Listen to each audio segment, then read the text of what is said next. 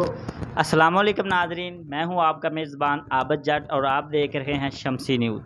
آج عید اسپیشل کے لیے ہم نے اپنے علاقہ سے ایک اسپیشل مہمان کو اپنے دفتر میں مدعو کیا ہے، جو کہ تعارف کے لحاظ سے میں یہ سمجھتا ہوں کہ ان کے تعارف میں کوئی بھی لفظ کہنا میرے لیے ناقابل ہے، کیونکہ وہ تعلیمی شعبے میں اپنی کارکردگی سر انجام دے رہے ہیں۔ تعلیم کے ساتھ ساتھ کیونکہ وہ ایک معلم ہے، استاد ہیں، گورنمنٹ ہائر سیکنڈری کنگن پور کے وائس پرنسپل ہیں۔ استاد ہونے کے ساتھ ساتھ وہ ایک سماجی ایسے کارکن ہیں کہ جہاں میں بھی سماج میں خدمت کا موقع انہیں ملتا ہے وہ بھرپور کرتے ہیں، اور ہر طرح جو اپنے طالب علم ہیں ان کے ساتھ مدد کرتے ہیں۔ ان کے بارے میں آپ کو ایک میں چھوٹا سا یہ واقعہ بتاتا ہوں کہ ایک استاد کا کام ہوتا ہے بچے کو صرف تعلیم دینا، لیکن ایک واقعہ بھی ان کے اسکول میں ایسا ہوا کہ ایک بچے نے جوتے لیے اور ان کے اس بچے کے جو جوتے تھے وہ خراب تھے، جو دکاندار نے 2 نمبر جوتے دیے تھے۔ اگلے دن جب وہ بچہ جوتے پہن کر سکول گیا تو جو میرے مہمان تھے انہوں نے دیکھا تو وہ بچے کے جوتے کیونکہ خراب تھے، دکاندار نے خراب دے دیے تھے، انہوں نے اس بچے کو ساتھ لیا اور اس دکان پر آئے اور دکاندار سے اسے نئے جوتے دلوائے اور دکاندار کو یہ نصیحت کی آئندہ میرے کسی طالب علم کے ساتھ ایسا کام کرنے سے گریز کرنا، کیونکہ ایک استاد تعلیم کے ساتھ ساتھ اگر ایسے کام کرے تو استاد اسے پیدائشی استاد کہا جائے گا، کیونکہ اصل استاد کا یہی کام ہوتا ہے کہ وہ بچے کے ہر کام میں دھیان رکھے۔ میں آپ سے ملاتا ہوں، میری مراد ماسٹر چودھری مقبول احمد صاحب، جن کی رہائش ٹڈا مکھنے والا سے ہے اور پیشے کے اعتبار سے وہ ایک ٹیچر ہیں، اور ٹیچر ہونے کے ساتھ ساتھ وہ اس دفعہ ایڈمنسٹریٹر بھی 3 کونسلوں کے منتخب ہوئے ہیں، کیونکہ یہی ان کی ایک اچھی کارکردگی ہے جس کی بنا پر انہیں ایڈمنسٹریٹر منتخب کیا گیا ہے، کیونکہ معاشرے میں جہاں پر بھی کسی غریب کی مدد کرنی ہوتی ہے وہ پہلے قدم پر کھڑے ہوتے ہیں۔ آئیے ان سے ملتے ہیں اور ان سے جانتے ہیں تعلیم کے ساتھ ساتھ وہ معاشرے میں امن، امداد اور جو ہر طرح کے کام ہیں کس طرح سر انجام دیتے ہیں۔ جی السلام علیکم۔ وعلیکم السلام۔ جی آپ کیونکہ ایک استاد ہیں اور استاد ہونے کے ساتھ ساتھ جو معاشرے میں آپ دوسرے کام کرتے ہیں، ان کے لیے وقت کیسے نکالتے ہیں، اور تعلیم کو کے شعبے میں کیا آپ، کیونکہ آپ کو میں آل راؤنڈر سمجھتا ہوں، کیونکہ میرا یہ اعزاز ہے کہ میں نے آپ سے تعلیم حاصل کی ہے اور مجھے بہت زیادہ آپ کے بارے میں پتہ ہے، کیونکہ آپ ایک آل راؤنڈر کی صحت رکھتے ہیں۔ ان سارے کاموں کو کس طرح سر انجام دیتے ہیں اور اپنے خیالات کو ہمارے ناظرین تک پہنچائیں؟ بسم اللہ الرحمن الرحیم۔ پہلے آپ کا بہت بہت شکریہ عابد علی کہ آپ نے مجھے یہاں مدعو کیا اور اپنے اس نیوز کو وزٹ کرنے کا موقع فراہم کیا، اور اس کے لحاظ یہ بھی موقع فراہم کیا کہ میں اپنے ویوز کو یہاں پر بیان کر سکوں، اپنے تاثرات کو بیان کر سکوں۔ تو پہلی بات یہ ہے کہ ٹیچنگ ایک فل ٹائم جاب ہے کہ اس میں بڑا کمیٹڈ ہونا پڑتا ہے بچوں کے ساتھ، کہ وہ گھر سے کیسے آ رہے ہیں، ان کے بیک گراؤنڈ کیا ہیں، اور وہ کن حالات میں اچھی تعلیم حاصل کر سکتے ہیں۔ تو جب میں ادارے میں خدمات سر انجام دیتا ہوں تو میری پوری کوشش ہوتی ہے کہ میرا اسٹوڈنٹ جب اس ادارے سے کامیاب ہو کر نکلے تو وہ معاشرے کا چاہے کوئی بھی میدان ہو، چاہے سیاسی ہو، سماجی ہو، اقتصادی ہو یا مالی ہو، اس میں بڑھ چڑھ کر والدین کی خدمت کرے اور معاشرے میں اپنا نام کمائے اور دوسروں کو کمپیٹ بھی کرے۔ اس کے ساتھ ٹائم نکالنے کی بات یہ ہے کہ جب انسان میں شعور اور جذبہ ہو کچھ کر گزرنے کا تو ٹائم کی قلت کبھی بھی نہیں رہی،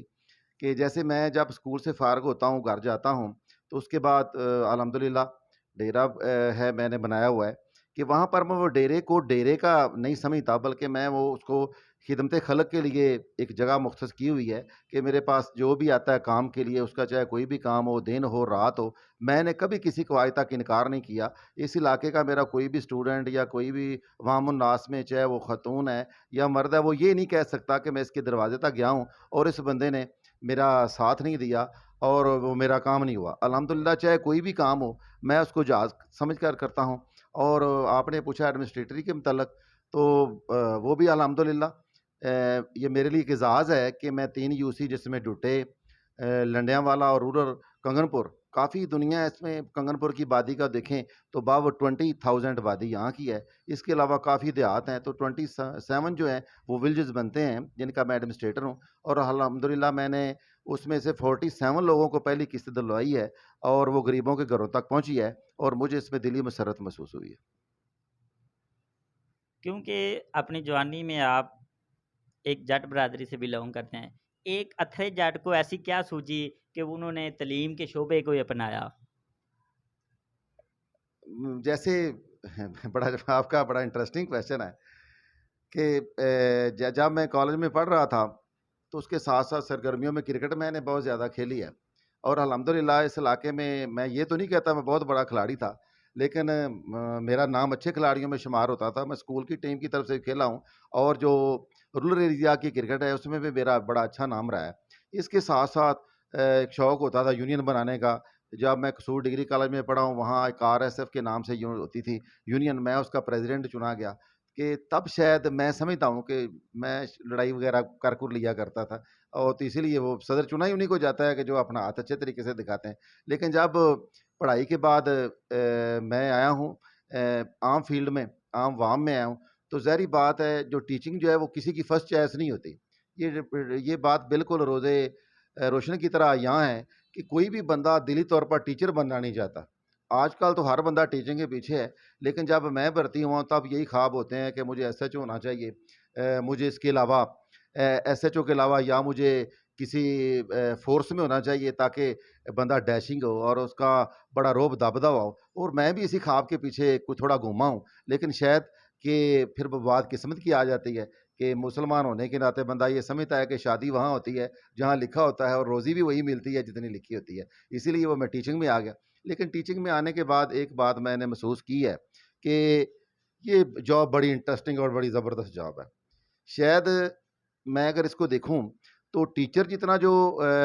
مشہور ہوتا ہے یا جتنی اس کی ایڈورٹائزمنٹ ہوتی ہے، علاقے میں جانا جاتا ہے، اتنا تو کسی پولیٹیشین کی قسمت بھی نہیں ہے۔ وہ سارے فلیکسیں لگواتے ہیں، لوگوں کو پیسے دیتے ہیں، ایڈورٹائزمنٹ کروانی، اس کے علاوہ جلسے کروانے، سارا کچھ کروانا۔ لیکن ہمارا بچہ ہی ہمارا اشتہار ہوتا ہے، جب وہ گھر میں جاتا ہے ماں باپ کو بتاتا ہے کہ ٹیچر ہمارا ایسے چلتا ہے، ایسے بولتا ہے، تو وہ جب تھوڑے آہستہ آہستہ وہ کمنٹ باہر نکلتے ہیں تو بڑی دلی مسرت ہوتی ہے کہ جب وہ بندہ دیکھتا ہے کہ میرے اسٹوڈنٹ نے یہ اچیو کیا ہے اور میرے متعلق یہ کہہ رہا ہے۔ میں اس میں آپ کو ایک واقعہ بتاتا ہوں، پچھلے دنوں کی بات ہے، مجھے ایک اسٹوڈنٹ ملا،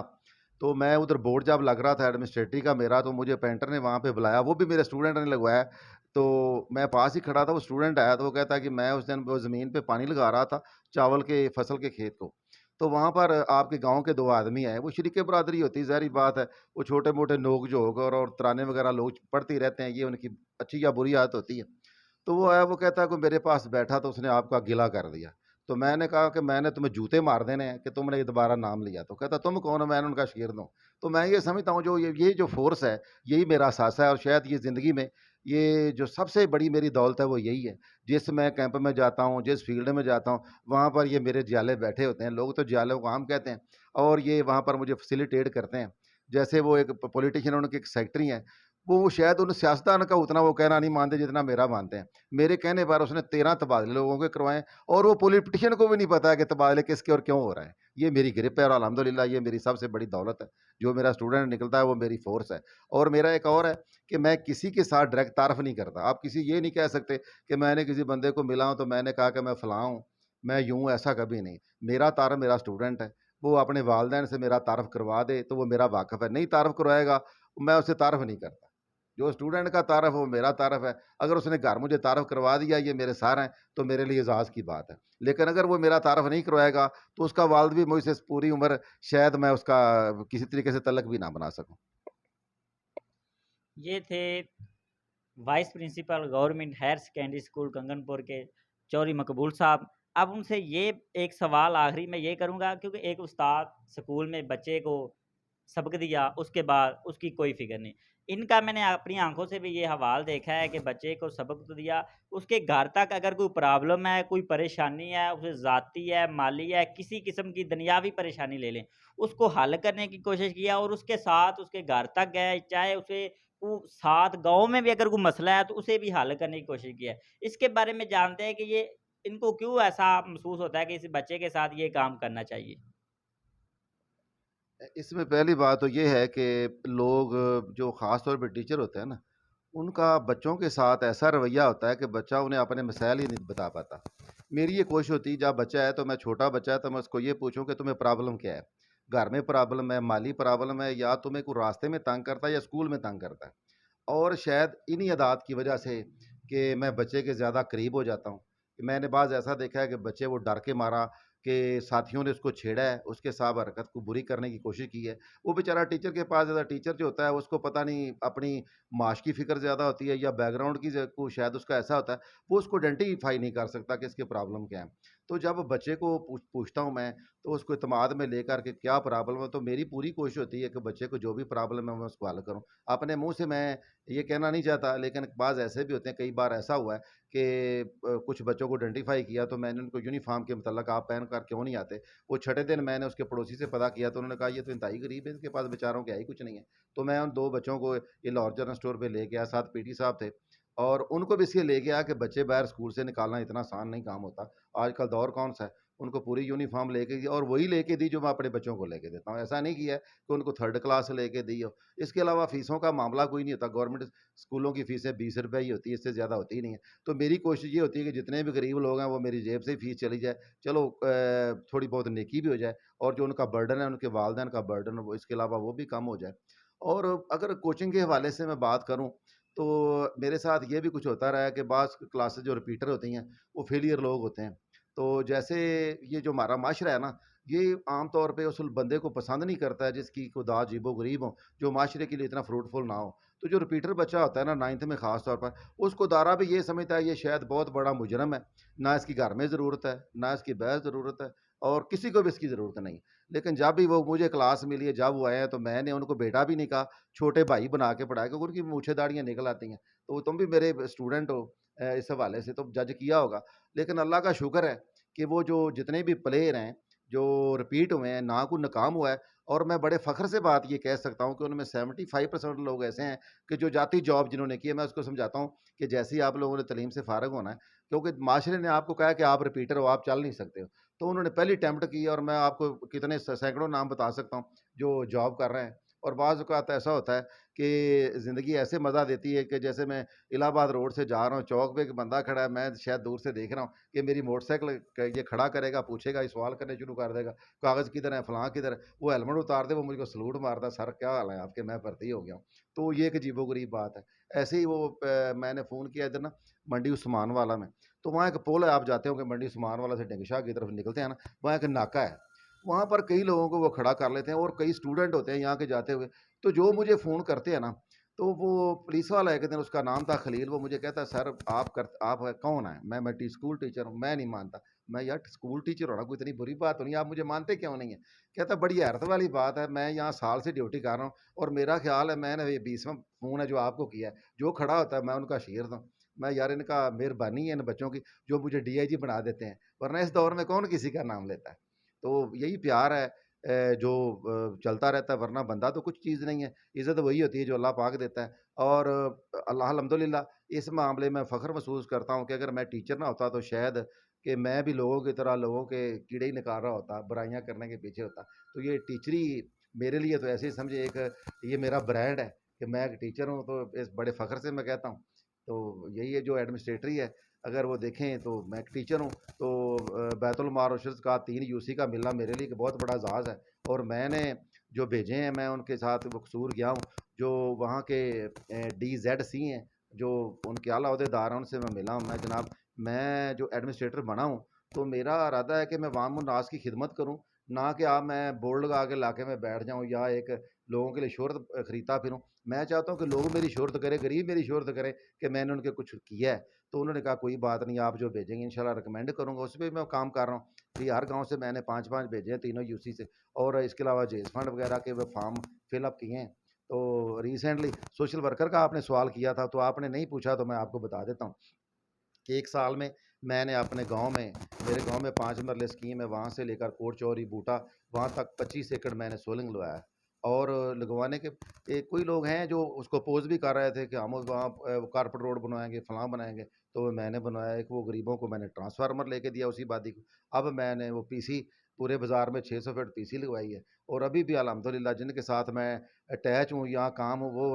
वो मुझे कहते हैं, हैरान होते हैं कि आप जहाँ इशारा करेंगे, काम करेंगे। लेकिन मेरी कोशिश है कि मैं लोगों के मुकाबले में ज़्यादा अच्छे काम कराऊँ और जो